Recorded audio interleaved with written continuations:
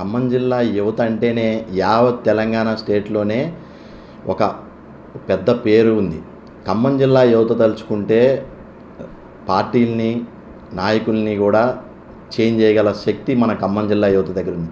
అలాంటి యువత ఈరోజు చిన్న చిన్న మనస్పర్ధలకి, చిన్న చిన్న అసాంఘిక సంఘటనలకి లోనై మొన్న జరిగినటువంటి వేణు విషయమే ఉంది. ముడిగొండ మండలం మన న్యూ లక్ష్మీపురం గ్రామం ఏదైతే ఉందో, వేణు రోజు మనం పురుగుల మందు తాగి ఈరోజు ప్రశాంతి హాస్పిటల్లో ఉండటం జరిగింది. అతన్ని మేము వెళ్ళి ఇందాక పరామర్శించడం జరిగింది. వాస్తవానికి ఈ గంగిరెద్దులాగా సంక్రాంతి పండుగ ఏదైతే గంగిరెద్దులు వేషగాళ్ళు ఎలా అయితే వస్తారో అదే మాదిరిగా ఈ ప్రతిపక్ష పార్టీలు ఏదైతే బీఆర్ఎస్, బీజేపీ, నిన్న బీఆర్ఎస్, ఈరోజు బీజేపీ, వాళ్ళు పోటాపోటీగా మేమంటే మేమని ప్రతిపక్ష పార్టీలు ఏదైతే ఉన్నాయో ఈరోజు మా అధికార పార్టీ మా రేవంత్ రెడ్డి గారిని, మా ముఖ్యమంత్రి గారిని దూషించడమే లక్ష్యంగా పెట్టుకొని బురద జల్లడానికి చల్లే ప్రయత్నంలో నోటిఫికేషన్లు లేదని, మీ వల్లే ఈరోజు వేణు హాస్పిటల్ పాలయ్యాడని, మందు తాగాడని, లెటర్ రాశాడని, ఇలా అనేక రకాలుగా బురద జల్లే ప్రయత్నం చేస్తున్నారు. వాస్తవానికి వేణు చెప్పిన మాటలు ఏంటంటే,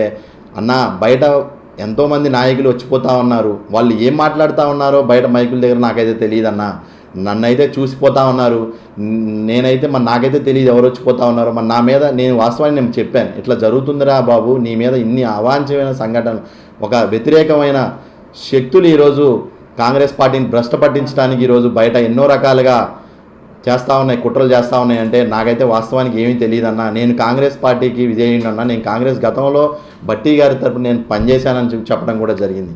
అలాంటి వ్యక్తిని ఈరోజు మీరు తీసుకొని వాడి గతంలో 5 సంవత్సరాల నుంచి ప్రిపేర్ అవుతున్నాడు. గత 3 సంవత్సరాలు పోయిన గవర్నమెంట్ మీదే కదా, 10 సంవత్సరాలు. అప్పుడే కనుక మీరు అతనికి ఇచ్చుంటే ఈరోజు మందాగేవాడా?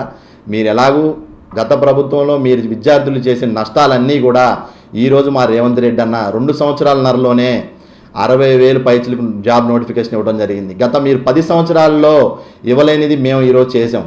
మీరు 10 సంవత్సరాల్లో 1,40,000 చేస్తే మేము 2 సంవత్సరాలన్నరలోనే 60,000 పైచలకు జాబ్ నోటిఫికేషన్ విడుదల చేసాం.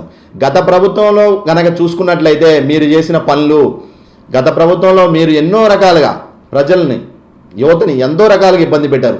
గత ప్రభుత్వంలో వరంగల్ జిల్లాకు చెందిన ప్రవల్లిక అనే విద్యార్థిని డిఎస్సి గ్రూప్ 2కి ప్రిపేర్ అవుతూ ఎస్ఐకి తను ఆత్మహత్య చేసుకుంది, చనిపోయింది. తను మీ వల్లే, తను రాయడం కూడా జరిగింది సూసైడ్ నోట్.